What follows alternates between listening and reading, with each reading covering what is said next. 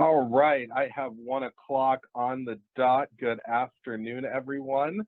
Thank you for joining us for today's webinar. My name is Adam Ketchmarchi. I'm the Executive Director of the National Drowning Prevention Alliance. Excited to have you here for today's webinar. It's going to focus on a discussion around water safety and drowning prevention for individuals with disabilities and autism. We're so honored to be joined by NDPA partner, Swim Angelfish, and by one of our new advisory council members to the NDPA.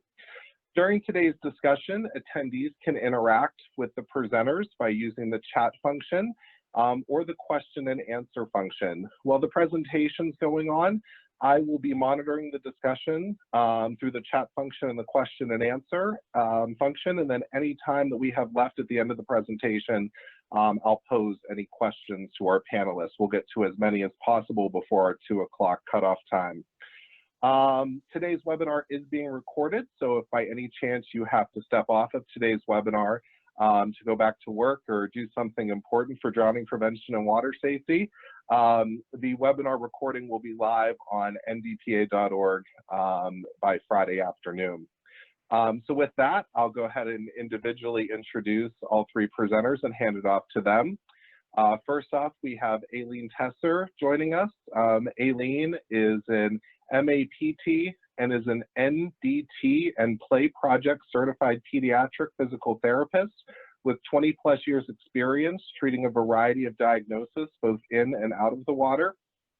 We're so happy to also be joined by Cindy Freedman with Swim Angelfish. Cindy is an MOTR CTRS and is a pediatric occupational and recreational therapist with 20+ years of experience treating a variety of diagnoses with a specialty in INPP reflux repattering and Holowick certified. And then finally, we also have one of our new NDPA Advisory Council members, Dr. Andrea Taliaferro, joining us. Dr. Taliaferro joined the Coaching and Teaching Studies faculty in the College of Physical Activity and Sports Sciences at West Virginia University in the fall of 2010. Dr. Taliaferro earned her PhD in 2010 and Masters of Education in 2002 from the University of Virginia in the area of adapted physical education. She also holds a Bachelor's of Science degree in kinesiology with a concentration in physical education from James Madison University. Dr. Taliaferro has also joined the NDPA Advisory Council as our autism and disability specialist. So welcome to all three of you, and I will step off camera and off the audio and hand it over into your capable hands.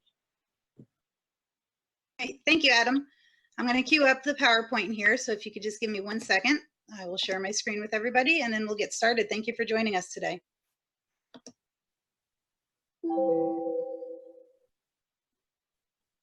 At least I'm trying to share my screen. Doesn't seem to want to.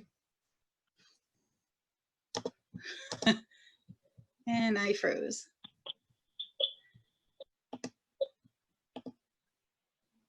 Huh. Having a hard time right here, but I'll hoping my computer kicks in. I'm working on it. Okay, no problem. It's not letting me share. Sorry. I have another computer set up in the background just in case. Okay, let's try that again.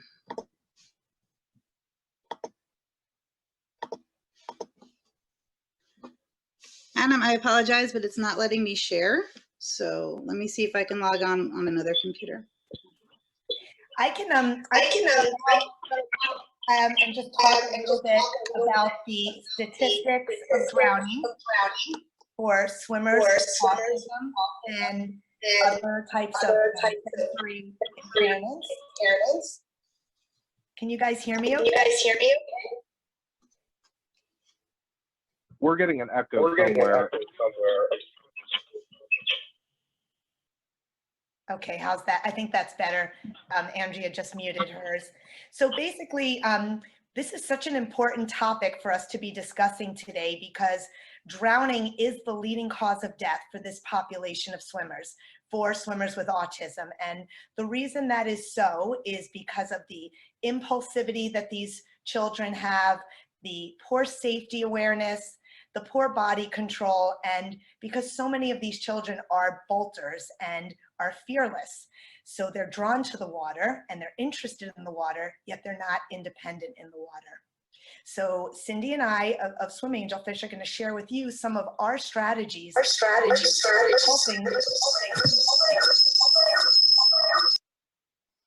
on helping swimmers with autism to overcome some of the roadblocks that we have found to be very prevalent and big obstacles for these swimmers. So without further ado, I'll turn it over to Andrea so she can share her screen, and I will follow along with the presentation, and we welcome any questions that we're going to get to at the end of the presentation.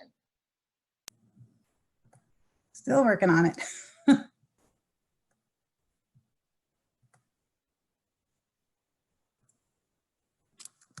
Perfect. Okay, here we go.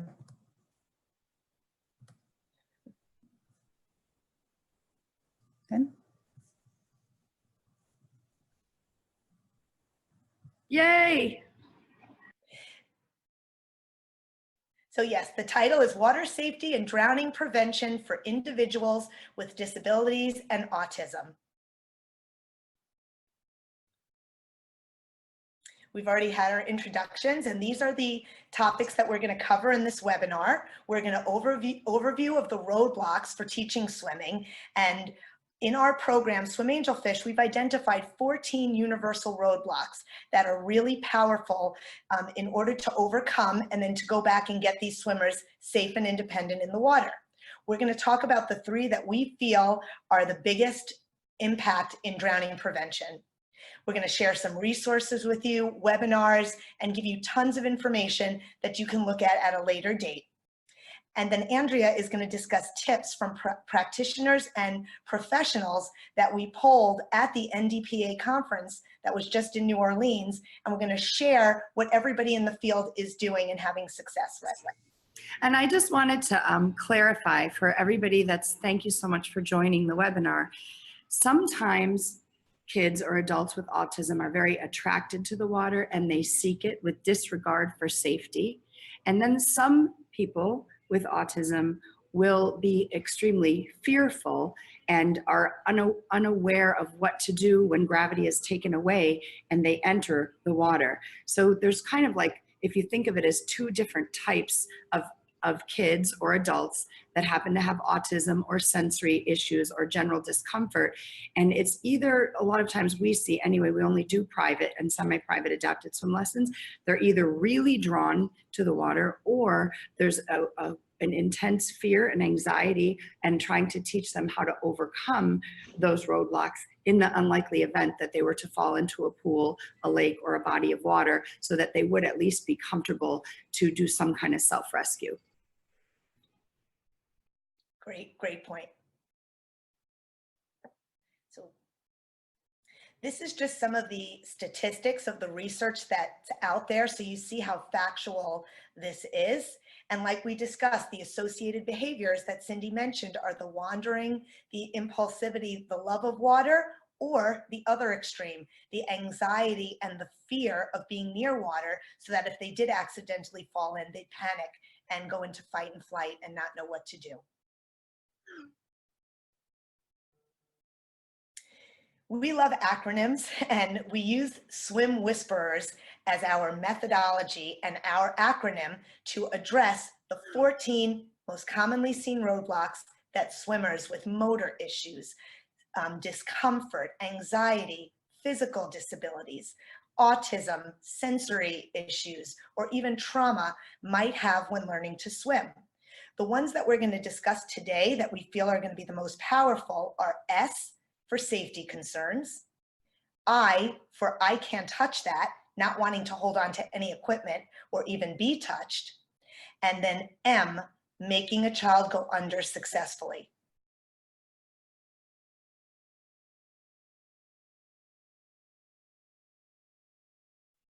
So yeah, it's going to be safety, going under successfully, and I can't touch that.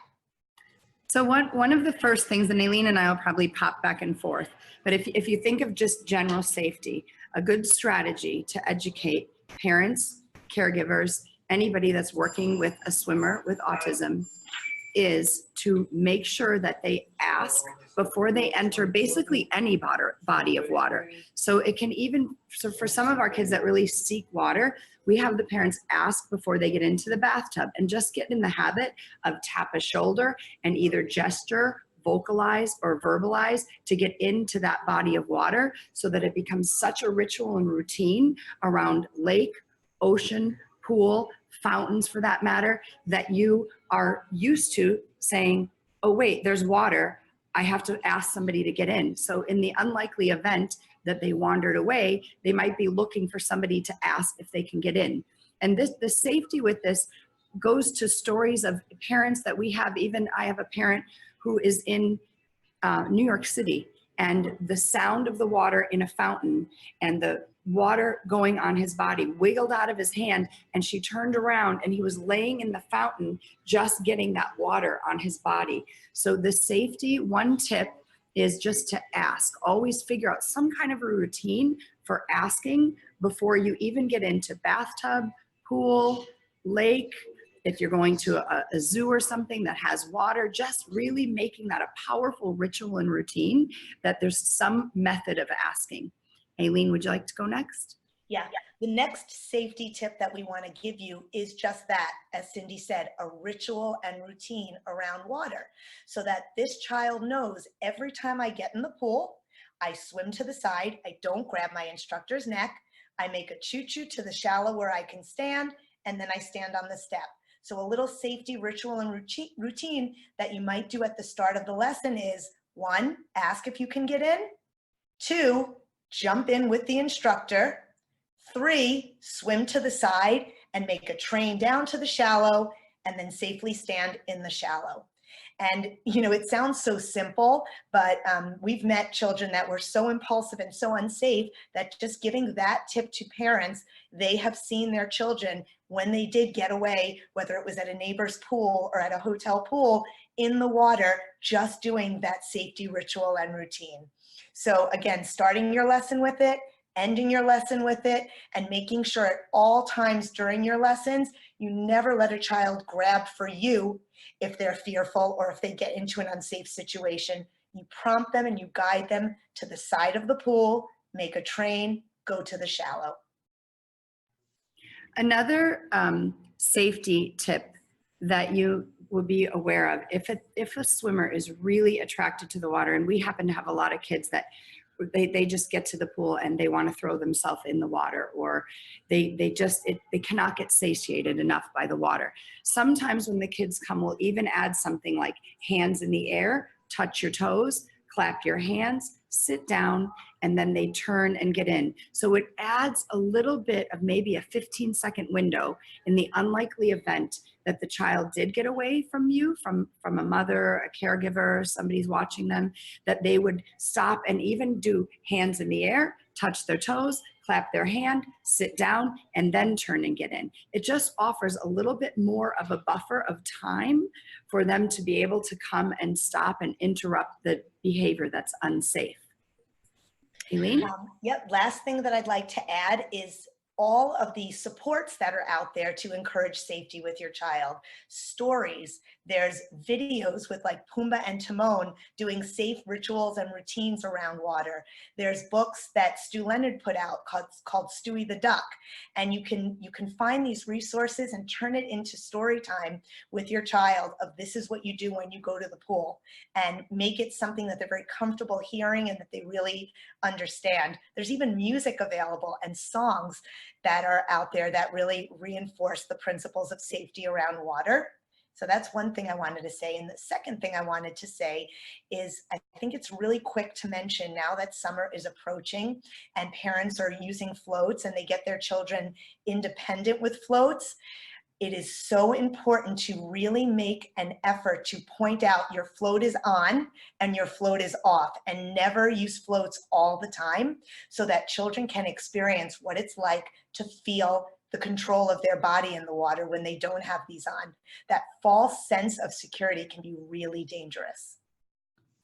And just one last thing to add to that is I know with aquatic professionals in general and parents really working one-on-one with the parent or the caregiver to figure out and help them for lake, pool, any water experiences. You know, we all have our opinions about floats, and we don't really want floats, but even something like a life jacket, if they have to wait and hear the clip of the life jacket and only go with the life jacket, you have later on 8 years old not ever taking off the life jacket and then coming and needing to get the life jacket off, and it's causing so much stress and anxiety because they can't get it off.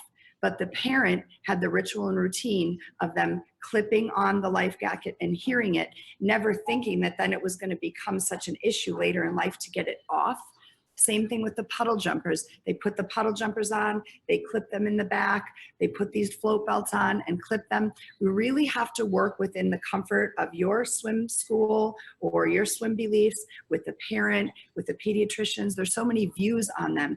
We're not saying do this or do that. We're just saying really open your mind up and really help them to understand the habits and ritual and routines and make it as safe as possible as you can for them by working with them with open communication.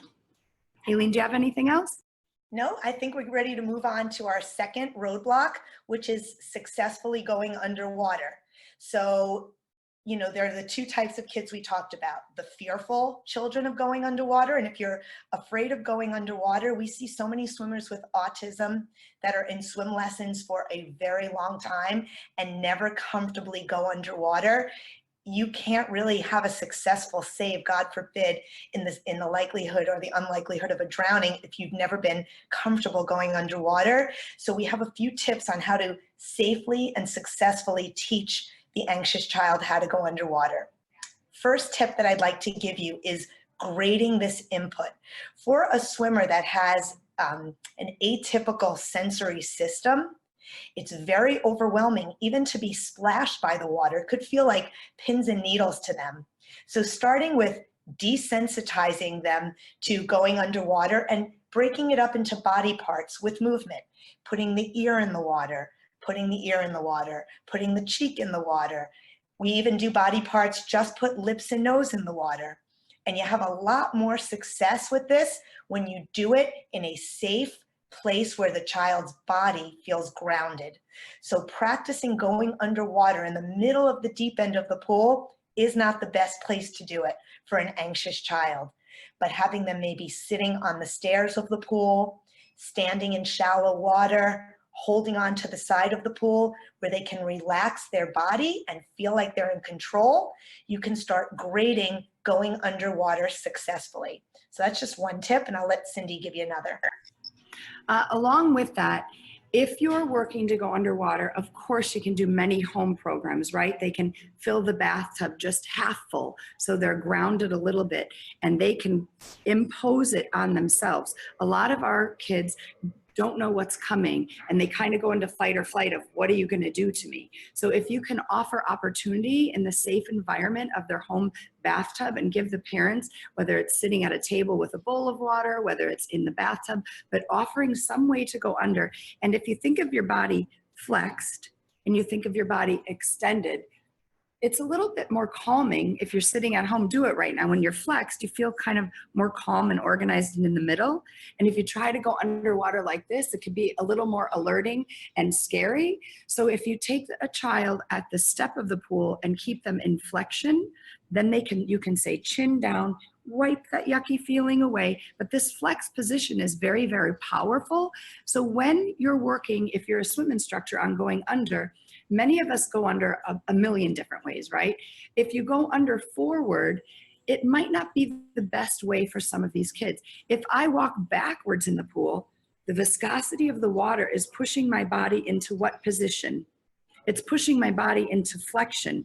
So flexion is a little more calming. So maybe for these kids, instead of going forward to go under, when you first go under, you go backwards. So the water's pushing them into a flexed, calming position in the middle, and then they go underwater this way. It might be a good tip for trying a different way to go underwater by moving the body into flexion. The other thing, and then I'll let Ailene go, is that sometimes, I know Ailene has said this to me many times, but turn the body on so the ears can listen. Just getting in the water, jumping backwards. If you jump backwards, what happens to your body? Is it coming forward? Yeah, if I jump backwards, the water's pushing me into flexion. So even some opportunity of jumping backwards, which is helping them figure out where their body is. And then after 5 minutes or so of moving your body in whatever's comfortable during the lesson, and then working on going under after you warm up the body a little bit, can be a good strategy. So I just wanted to add that there really is science behind these tips and these strategies. So for example, preparing the body so that you're able to tolerate the sensation of going under, we can take that one step further. And if you do some type of movement, some type of calming movement of that child or that swimmer, and it's releasing histamine from the brain. That's a neurochemical that's being released. That's a balancing chemical. And what that does is it starts to regulate their emotions and their body, right? After that, if we do something that's more heavy work, like maybe pushing on a barbell or a dumbbell, or even climbing out at the side of the pool, that releases serotonin and they start to feel good. And then lastly, like Cindy said, neck deep in water, when your body is safe and grounded, releases dopamine, which is a big hug, which is very calming. So here you take this situation of learning how to go under for an anxious child, and you turn it into something that's making their body feel calm before you even start. Well, of course, you're going to have greater success. And then add the tips of lips in, lips, nose in, show me lips, nose, eyes, and you'll really accomplish more than you thought you could with getting them underwater. Another strategy that goes along with the roadblocks for kids with autism and adults with autism kind of goes back to the ritual and routine, but it's a very individual thing. But when you think of goggles, masks, snorkels, those kinds of things, and I'm going to be honest that this happened only 3 months ago in my pool. The mom was letting the little boy who happened to have autism, he's a little bit nonverbal, and he's been in our program a short time, and his goggles slipped and his eyes got wet and he panicked and we had to get him to the side. But the ritual and routine of a goggles or a mask, if you're teaching swimming and you always use goggles or always use a mask, or you accomplished submerging and now you've just been using the goggles and the mask for the last few months, I think it's super important to remind the swimmers, whether they're verbal or nonverbal, we always take our goggles off and go underwater at least one time during the swim lesson, so they never forget that they can go under, come up, blink, and look, so that if they fell in the water somewhere and submerged, they're not alarmed by the fact that they don't have their goggles, mask, or whatever they're using on, that you, each time you have the lesson, at least for 1 or 2 minutes, even if there's a little discomfort, remind the parent and the child, you go underwater without the goggles, come up, blink, and look, so that you don't have a fight or flight reaction of the goggles being off. So successfully going underwater and successful saves also relates to the submerging successfully without goggles, coming up, blinking, and looking. Ailene? And then the last thing is just learning from others and having that peer model. Sometimes that's all you need when they're trying to do the activity and you have somebody that's modeling it. Look at Joey. He does lips, nose, eyes, under. Okay, now your turn. Do you want me to help you do it, or do you want to do it yourself? So giving them that choice, letting them have a model, and even making it into a social story, especially the child that comes in really anxious saying, I'm not going underwater today. I'm an honest broker, so I will never say you're not doing something and then trick someone to do it. But I'll say, we're gonna go under and you're gonna be safe, but we're not talking about it right now. Or I'll do a social story. First, we're gonna do the barbell, then we're gonna swim laps, then we're gonna go under one time and you're gonna be fine, and then we're gonna get to play with the toys. So preparing, being honest, use a social story, or use a peer model. And so for any of you that have your own ways of going under, I ask you just to open your mind to some of these strategies. Also, if If you want to print out some pictures, we're going to give you a link if you want to laminate some pictures for poolside. And really surprisingly, sometimes just for the nervous child, the pictures work well, and you can allow them to put in when they want to go under. Sometimes they'll pick to do it right away and get it over with. Sometimes they'll put it in the end. And I promise the last thing I want to say is, I don't know how many of you get the parents that say, you know what, going underwater is so uncomfortable. Even when they get splashed on the face, they talked about it all night. They talked about it on the drive here. Can you just please don't put them underwater and don't work on going underwater? That's really your opportunity to educate about drowning prevention, about the statistics, and to ask them to rethink their opinion on that and see if you can come up with a different creative way to still work on going underwater. I know that happens to me quite often. In fact, the boy I just saw at 11 o'clock, he doesn't like to get splashed. They don't want to go under. The parents are uncomfortable with his discomfort of under. And so I've been having them work on things at home.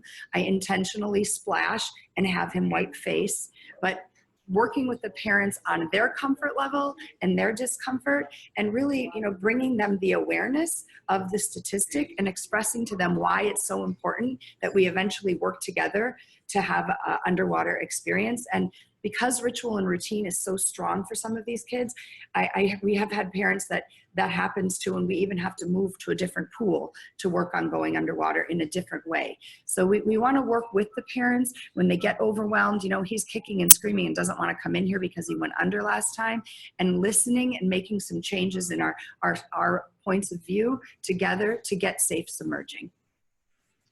Now we're going to move to our third roadblock that we wanted to discuss today, which is called I Can't Touch That. These are the swimmers that won't hold on to equipment, won't maintain a grasp on equipment, or might not even want you touching them and handling them within your swim lesson. And how do we overcome that roadblock?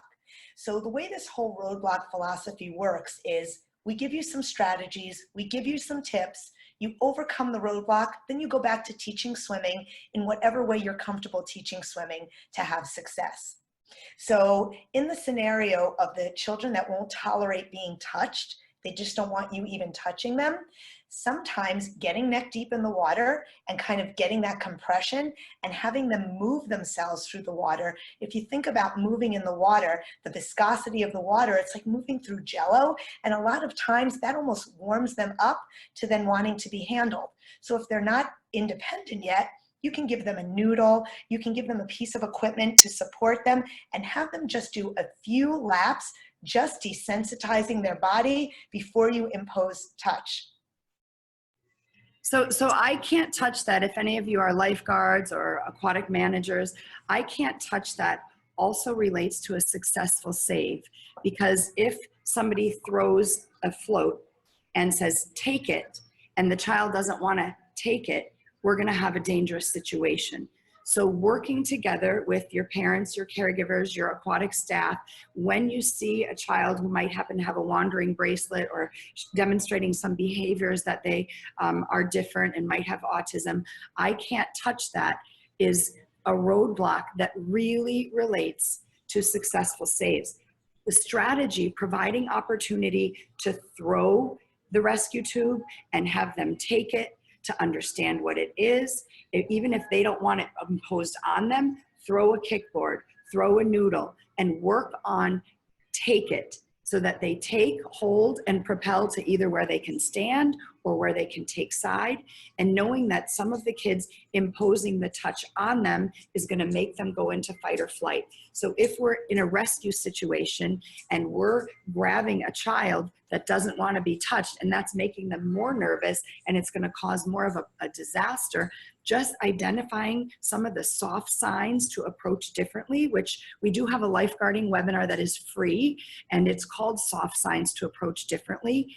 Because if we see these things, we want to be able to back away enough.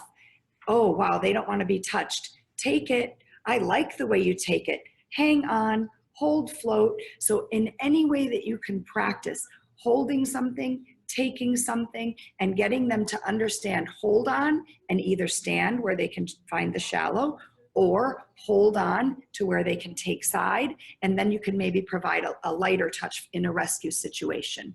Ailene? I'm just going to add one last thing, and it's kind of like a dance of you and your swimmer. Because, for example, if you get into deep water and they cannot swim, they're going to try to grab you. So I will then provide the equipment and put myself out of arm's reach so they have no other option but to hold the equipment instead of holding me.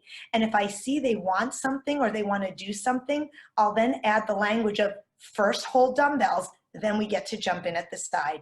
And I'll prompt them from the back, and I'll make sure for that whole lap, they're holding the equipment instead of reaching for me, using simple language, first this, then that, so they know that we know what they want, we're engaging with them, but we're still getting them to maintain a grasp on holding equipment to get safely to the other side where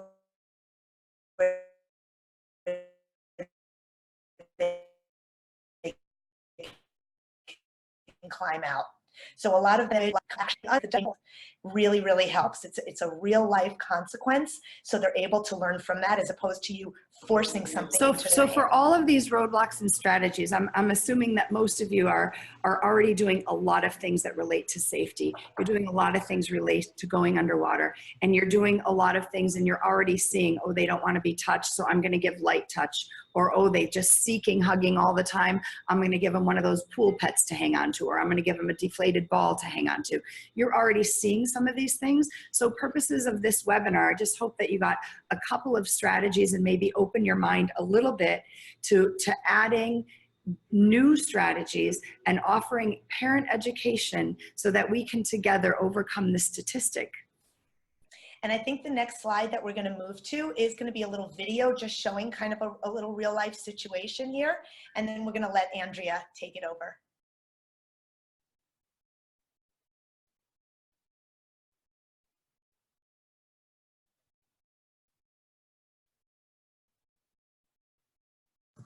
I'm working on it. Sorry, it's coming. Okay.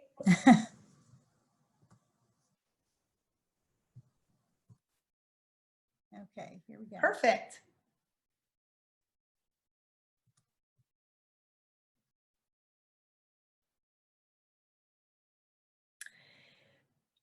So we were told at times we might have audio problems. Let's see if you can hear it. Otherwise, I'm happy to voice over. It doesn't sound like it's coming through, Ailene, if you don't mind voicing over. Sure. So basically what this mom was saying in the beginning of the video was that she cannot go to water parks. It is her worst nightmare to go to a pool party or to go to any type of facility that has swimming because her son runs from her and she can't keep him safe near water. So Cindy is showing her during the lesson ways to prompt him so that he knows when he's in the deep water how to move and get to the side safely. And we thought it was impactful for you to see an actual client and how they respond near water. You can't hear this, but in the background, there's like a water slide and it's making a very loud gushing noise. And just the echoing and the acoustics of that water sprinkler system in there is really irritating to him and bothering him. And he won't even let his own mom touch him. Do you see?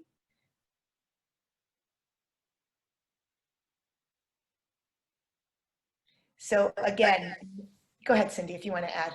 Yeah, I just want to say that for some people are probably saying, well, why would you let him run like that? That this was done in a purposeful way, in a safe way for you just to see, if you see signs like that, to come over to the parent and say, I see that you're struggling a little, how can I help you?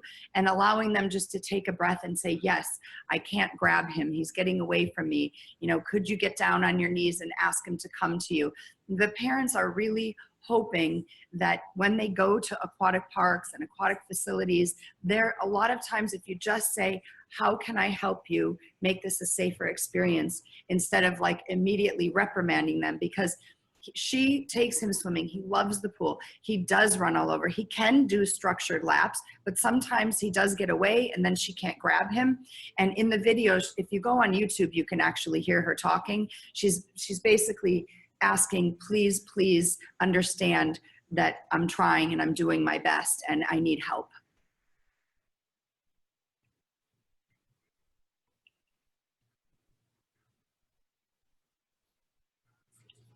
Do you guys want the second video as well to show? Sure. Great. Okay. Yeah, and then we can just guide people to just go to YouTube and type in swim angelfish video, and you'll see all of these with the sound. Sorry about that. See if this works.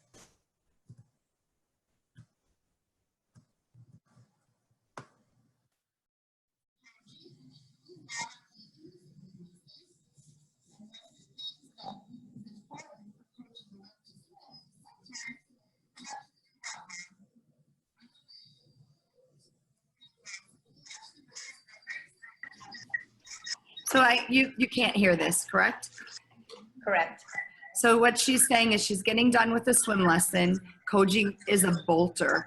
He's a bolter. He wears a bracelet so that the police can help find him in the event that he would bolt away, which has happened many times. And we're offering in this video in a structured way. We actually have somebody out over in the other side of the parking lot. But she's just showing that even after being in the pool and getting all this input and swimming, that she worries and that he bolts away. And then she says, see, like this, and he's getting away and running. He's bolting out. She runs after him and he's running into the parking lot. And then I'm saying, you know, we have somebody that's out behind that other car over there, but he always stops at the end of there. But imagine living in the parent's shoes for a minute, because I think it's easy for people to kind of judge, like, why would you let your kid bolt away from you? But we have story after story of parent, you know, they are doing their best. They are with them one-on-one, and they just somehow wiggle away and bolt. And in this example, she is bringing him back to the scene of the crime, if you will, coming back, and he's making a whole statement about stay with mommy after the lesson, you have to walk safely away. But it was just to kind of show you what a day in the life of a mom might be of some of these kids that are coming to your program, and their worst nightmare is that they're gonna bolt away because either they love the water or they're anxious of the water, they see something really cool in the water they want to grab, they bend over, they fall in, and they become part of the statistic. So together we want to help everybody to feel more comfortable in inviting these parents, these families, and kids and adults with particularly autism for purposes of this webinar, and helping everybody become a little bit safer.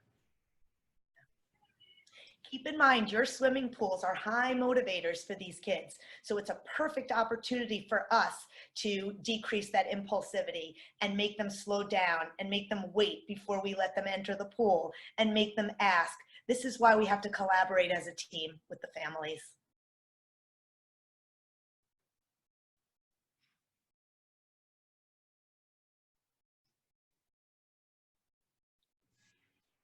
This is a boy that's been in our program for over 2 years, and he goes to 2 other swim programs. He has very limited language, and we said, Mom, come out, and we do a routine actually where we put a little mat on the floor because he likes how it feels on his feet.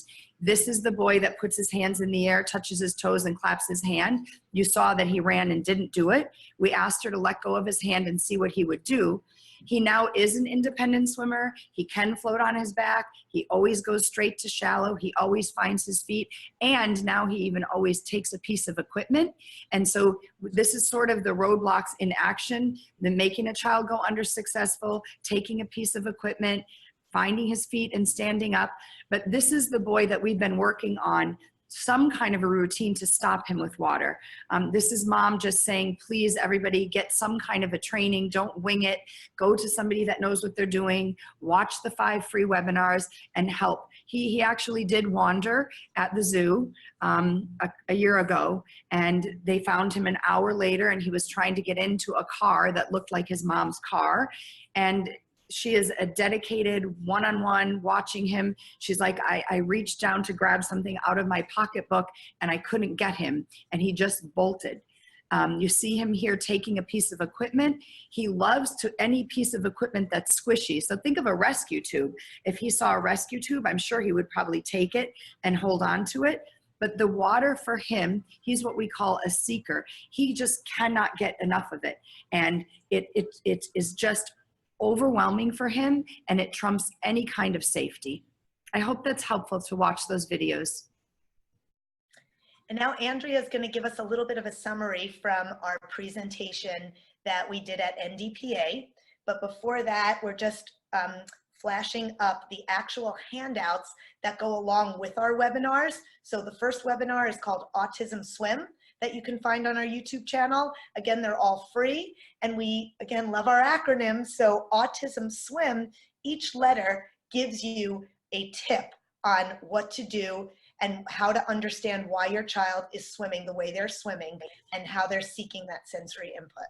And these free resources are for all aquatic professionals around the world to educate your staff, to have an in-service. You can print these handouts off, you can go through them, you can talk about how they relate specifically to risk management for your aquatic facility, to send to other people to use them and help your facility be a safe place for kids with sensory issues, from the front desk to the locker room to the, maybe you offer a sensory swim. But these are really a lot of Ailene and I's work and our life's passion. And we wanted to do a give back, a global give back, so that if we never even meet you again or see you, you have good, solid information to help overcome this alarming statistic because you choose to add some of these strategies to your aquatic facility.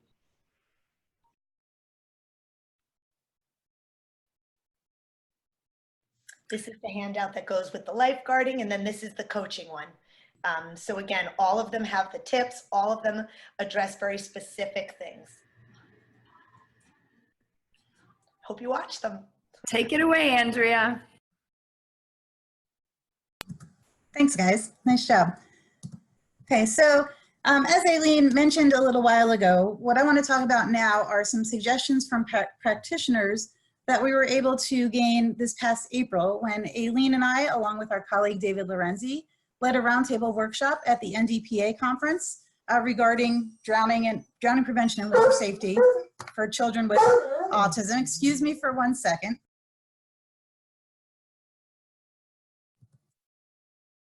So we had about 30 participants at our workshop, and these were practitioners in the field of water safety and drowning prevention, and they worked with or wanted to learn more about working with individuals with disabilities. So what we did in this workshop is we did a roundtable discussion, and we posed a variety of questions to our participants. And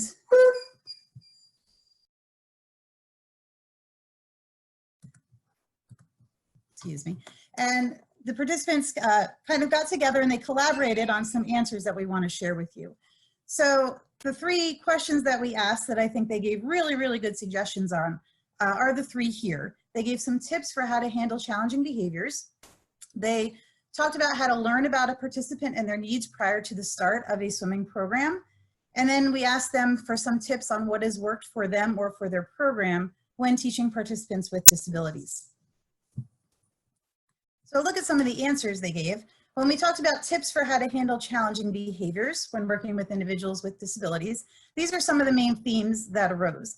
So many of them mentioned that it's important to have patience. A lot of them talked about the need for consistency. And with that came some schedules, picture schedules as well, to communicate to the children in a consistent manner. There's a lot of talk about behavior management strategies like reward systems and first then schedules. Many talked about how to avoid triggers, and others talked about making sure that you're providing clear expectations and communicating with parents. Give me 1 second, I apologize.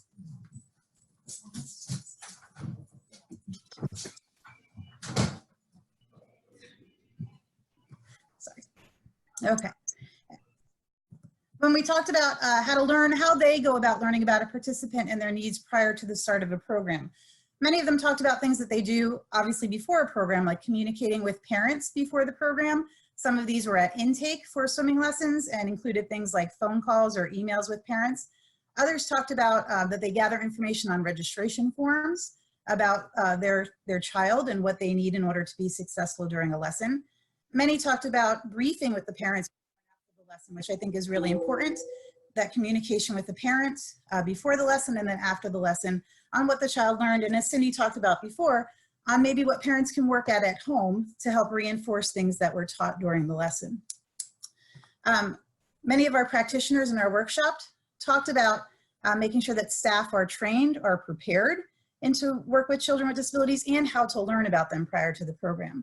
One answer that I thought was really a pretty neat answer that I hadn't thought of before, but one participant said that they use FaceTime and video chat between the student and parent and the instructor prior to the first lesson to be able to get to know more about the student and to introduce themselves to the students before the lesson began. Many also talked about kind of this triad of communication not just with the parent and the child, but that they also communicated with other professionals and service providers who were familiar with the child prior to the start of lessons. So people like occupational therapists, physical therapists, and even teachers at school who were familiar with the child. And this also helped them regarding learning about some behavior management strategies to work with the children during the lesson. Now, of course, any communication with other professionals should only be done with the parent or the individual with disabilities prior consent to provide that information. And then a topic that came up really often was making sure that you understand that parents are the people who know their children best. So going back to the parents, and really if you're having questions or you have issues prior to the start of the program, you want to know about a student a little bit more, really talk to the parents because they know their children the best. And then the third topic that we wanted to know from them were some tips or strategies that they wanted to share regarding things that were successful for them when teaching participants with disabilities in their swimming programs. So I think you're going to see a lot of the same themes actually occurring here. Many talked about parent communication throughout the duration of lessons. One participant had a really unique story where what happened was they felt the parent kind of wasn't so sure that the swim instructors were prepared to work with her child. Was a little worried. So what the director of this facility said in talking with the parent is, well, would you be willing to come in and talk with our staff about your child so that our staff, our lifeguards, our instructors, everybody can learn more about your child. So the parent actually came to the facility and did a presentation and shared some information on her child, but also on others who had disabilities as well. That was really helpful to the staff. Many talked about providing lessons during a quiet time of the day or a quiet area of the pool to reduce noise and activity. Ailene and Cindy talked before about peer modeling and how useful peer demonstrations can be, and that came up here as a theme as well. Our participants talked about providing one-on-one instruction or small group instruction when necessary for a child if they could not handle a larger group scenario, and then also providing support during the lesson if the child was included and needed a bit more support. Again, many talked about things like repetition and behavior management strategies like social stories and reward systems, the use of songs and activities. Another theme we saw was that participants said it's important to set goals from the beginning with the instructor and the caregiver so that everybody's on the same page with what we want the participant to work toward and to learn. Scholarships, some programs offered scholarships for individuals with disabilities and for their family members, siblings as well, because swim lessons can get rather expensive. And especially when you have a child with a disability when parents are paying for other types of therapies and programs as well. And then consistency was a big thing. So consistency with the program time, program location, but also consistency with the instructor to try and arrange it so that a particular participant always worked with the same instructor to develop that relationship and that consistency. Ailene, did you have anything else you wanted to add? Yeah, I just wanted to say also my big takeaway was that here we're all so invested in doing the best that we can do. We all have good intentions. We all have the passion and the desire and the love to work with this population. And I loved that I heard what was working just based on that. But then I got a lot of questions about, you know, we wing it, or we wish there was more out there that would teach us things to do. And I'm just so happy to have collaborated, and I know Cindy feels the same, with NDPA and with all of these programs from United States Swimming and Starfish Aquatics and United States Swimming Association. And I just want everyone that's listening that's an instructor to know that we would never teach swimming if we weren't trained to teach swimming, right? For children that are typical learners. Why is it not okay to have training when we're teaching kids with special needs? Training is available. It's available for free, you know, with the webinars and on YouTube. It's available from children with challenges just to, I think it's only $40, just to learn kind of the basics about getting comfortable with diagnosis and risk management. And then it's available with swim techniques with the Swim Angelfish certification. So just know that training is there and it's available, and we're all great resources for each other and to work together to really bring adaptive swimming to the next level, because that's what it is. It's adaptive swimming, not adapted. Adapted is like past tense. It's like something we're doing to just get somebody through something that's hard. But adaptive is flexible, it's growing, it's learning, it's changing, and that's what we're here to tell you is available. Yeah, and I think the other thing I just would like to add is I've been over the past years to so many things where people do say they wing it, or some people will say, well, we only have 2 hours once a week that we are offering some special needs swimming, even if it is only a little. If you say, you know what, there's a free 25-minute webinar and it will give you 14 tips and it might help your lesson. Let's do that. Let's look at that. If you're in an area that there's a lot of special needs swimmer, open your facility up and say, you know what, I'm going to offer a safe place and we're going to do a sensory swim. And in that sensory swim, I'm going to educate the lifeguards on soft signs to approach differently so that everybody is feeling more comfortable inviting these swimmers to our places and understanding what the behaviors might look like. I'm just so appreciative. I know children with challenges, all ability swimming, adaptive aquatics, and some are specific to kids with autism, some are specific to kids with disabilities or adults. Thinking of the gamut of it, autism, delays, discomfort, sensory issues, all of these things require all of us, even if we're teaching typical lessons, to look a little bit deeper in how we can help overcome, especially trauma and delays and discomfort, motor, physical, sensory. So thank you so much. Yeah, awesome. So just to wrap up, some common themes that we heard our practitioners really talking about, you see here. So across all the questions we asked, they really talked about the importance of parent communication and involvement, of learning and using some behavior management techniques, of the instructors demonstrating patience and flexibility when working with participants with disabilities, and then also making sure that expectations are clear. And I think that meant both from expectations of the child from the instructor, but also communication, and it ties back to the first one, communication with the parent, to make sure that the parent's expectations are being met and that there's clear communication and expectations going on between the parents and the instructors as well. So at this point, we are going to open up for questions. So we've had a couple questions come in, and we have about 8 minutes left, so we'll see what we can get through here. The first question that came in is it better for one-on-one lessons with individuals with autisms or other disabilities, or are group lessons more appropriate? And what has your experience been with that?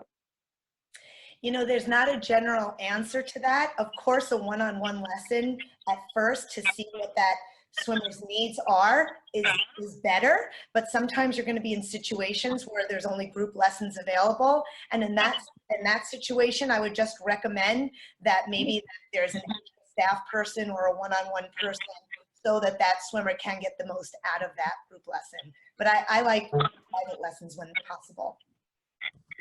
Good. And if I could just add on to that, I think you nailed it on the head. I don't think there's one answer that's going to meet the needs of every child. Every child is so different.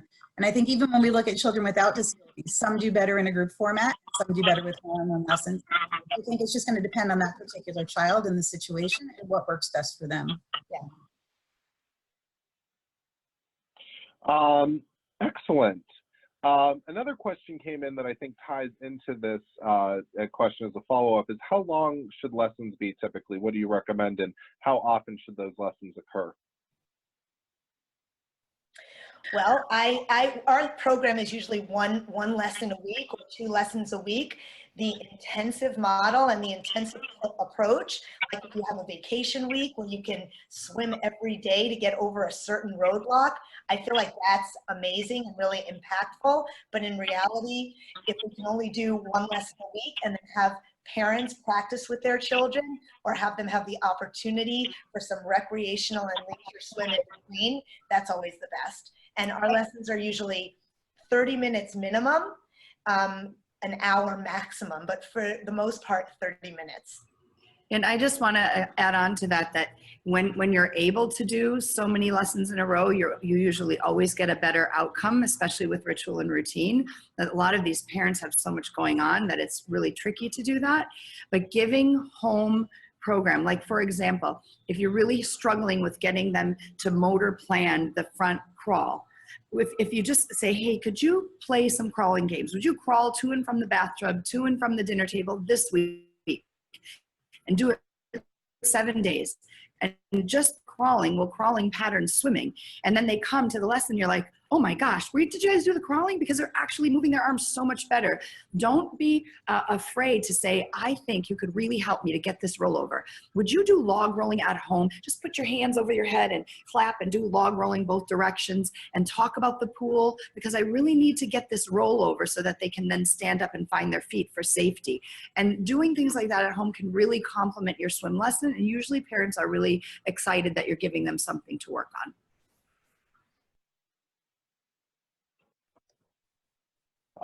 Okay, thank you. Our next question, what should we take into account when designing an aquatics facility concerning individuals with special needs or autism? This is coming from someone who is designing a new aquatic center. I just want to say one thing before everybody else does. One of the most powerful tools in the water that I find, especially for the seekers, and I'm sure a lot of you out there are even agreeing, is the deep pressure. So the deeper you go, the more hydrostatic pressure. And for the kids that are seeking, or the adults that are seeking, or even for some of you swim instructors who like to hang out on the bottom, being able to get that deep pressure at 3 feet or 5 feet or 7 feet is a nice strategy and a nice tool to have.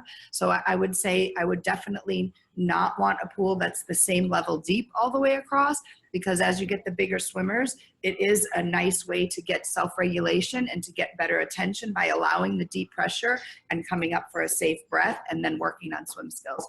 Sorry. I also like the option of wide steps so that you can spend time sitting on a step and grounding on a step.